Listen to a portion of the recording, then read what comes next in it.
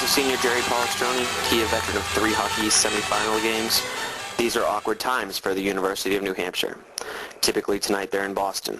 They've already practiced at the TD Bank North Garden. They're enjoying a meal with the league's 3 other finalists, and they're bonding before taking the professional ice sheet tomorrow night. It's tradition 7 straight UNH teams have enjoyed, until now.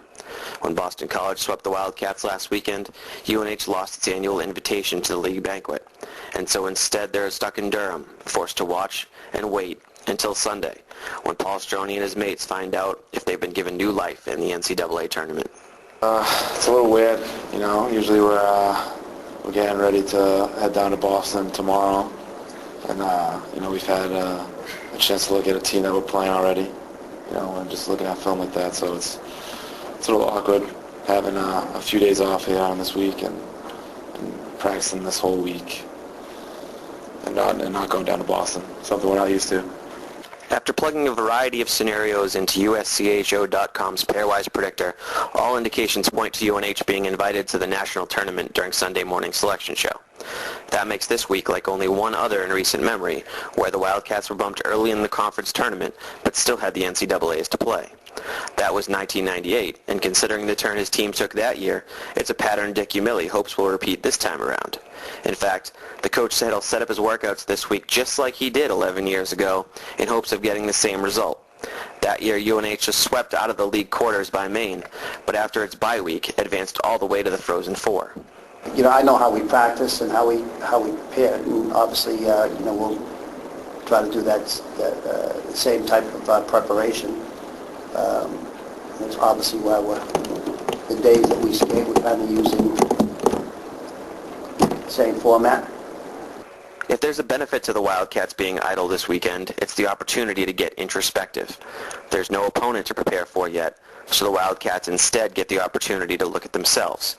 Offense might be the first thing they'll see in that mirror, considering a team that as of late January hadn't been shut out in 75 games has now been blanked in 3 of its last 15 skates. They're also 0 for their last 33 on the power play. UNH did score 10 goals in 2 games at Vermont 2 weeks ago, but they gave up 11, so also likely to be addressed is finding a balance between offense and defense. That's been a struggle at times, according to center Phil DeSimone.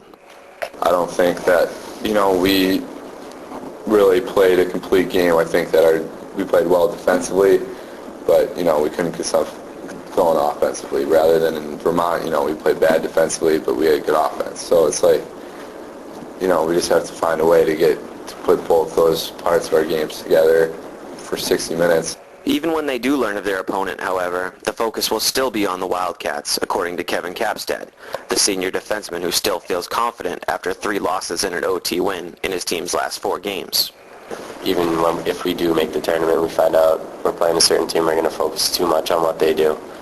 I think it's got to be about how we play and how we compete if we get to Manchester. I thought we played real well Saturday night. We just didn't put the puck away.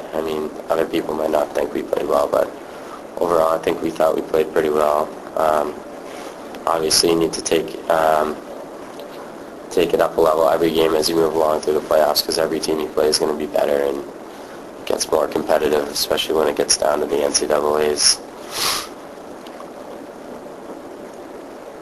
Just in terms of confidence, though, you guys are still feeling pretty good? Yeah, I feel great about our team. Several Wildcats agreed this week that this year's elimination at the hands of BC stung worse than last year's, as 2008's came in the 3rd overtime of the league semifinals. Palestroni seemed the most perturbed, saying repeatedly how disappointing it was to be swept from the playoffs in his final game at the Whittemore Center, but adding that it could ultimately prove to be a positive. He said the Wildcats now know how bad it feels to lose, how disappointing defeat can be, and how much they'd like to avoid that feeling again. First, they've got to get the chance, of course, but when they do, Umili is hopeful they'll be prepared to take advantage. It's all going to come down to, again, how you play. You can forget whether we lost, whether we won. You got to focus on the moment and focus on next weekend. Even though you don't make it to Boston and you have an opportunity to play in the NCAA Tournament, it's again another season. We say that when we get into the Hockey East playoffs, but this is legitimately another season. We're going to take a little bit of a break here and start up again and hopefully play 4 games.